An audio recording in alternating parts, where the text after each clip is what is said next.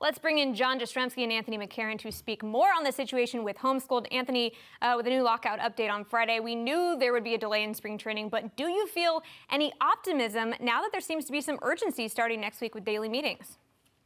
Well, Michelle, to me, it's kind of a sad commentary on the state of labor in MLB right now that we're even talking about the fact that they have pledged to sit down and talk about this on multiple days in a row as a positive, because this is something they should have been doing weeks and weeks and weeks ago. Remember when the owners locked out the players to begin with, the commissioner said that he hoped that this would jumpstart the negotiations for a new collective bargaining agreement. And then, of course, we've had these sort of dribs and drabs going forward. The sides are very far apart. I mean, there's all kinds of stuff going on here. We needed a full spring training this year, to be honest, because it's been so weird over the past few years because of the way the pandemic has affected things, player development. I think that they're taking an awful risk here with a shortened spring training. Everybody's hoping for 4 weeks of spring games, and that's sufficient. Well, I mean, do we really know that it's sufficient with all the mystery with the way things have gone, stopping and starting, summer camp, full camp, no camp.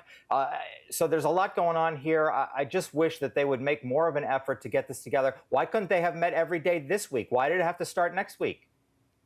It's a total joke, Anthony McCarron. And no, I'm not feeling any optimism. It's mid to late February. There's no sign of the start of spring training. There's no sign of the start of opening day. And with each passing day, let's be honest, we are moving to the likelihood of not having opening day for the Yankees and the Mets in late March and early April when it should be, and it's probably going to be in late April or mid-May or whatever the case may be. So no, Michelle, I'll get giddy and I'll get fired up about the start of the 2022 season when these two knuckleheads, and that's what these groups are at this point, although I think there's a lot more blame on the owners than there is the players, but they find a way to get a deal done so that the fans can get ready and get psyched and get pumped for the start of this year. But what, they're talking? They talked the other day, they talked for 15 minutes. That's like me double parking, getting Starbucks, and then having an opportunity to get back in the car. I don't even get a ticket at that point. So 15 minutes of chatter, please, nonsense. Or a Luis Guillorme at that, whichever one.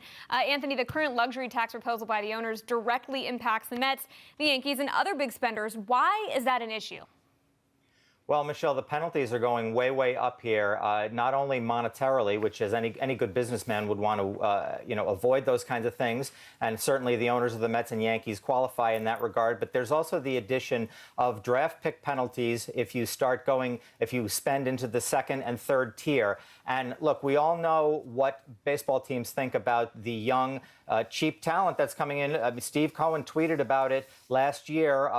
He kind of gave away a little bit of an owner's secret there that draft picks are worth 5 times their slot value. I'm sure that Steve is regretting that tweet now. He's, that's an investment that he's always willing to take that return on.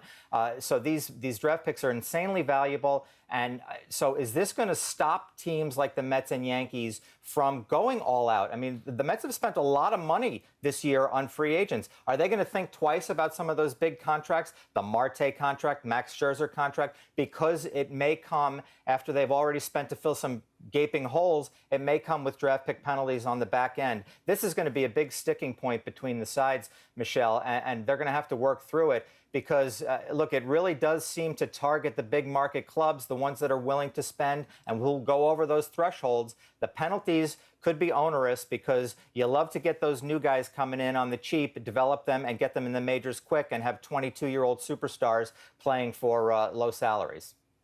It's funny, we have this divide between the owners and the players. You might have a divide between the owners, the big market owners, the small market owners, and what suits them and as far as their best interest. But, yesterday we talked about the Aaron Judge lack of an extension and why that hasn't happened.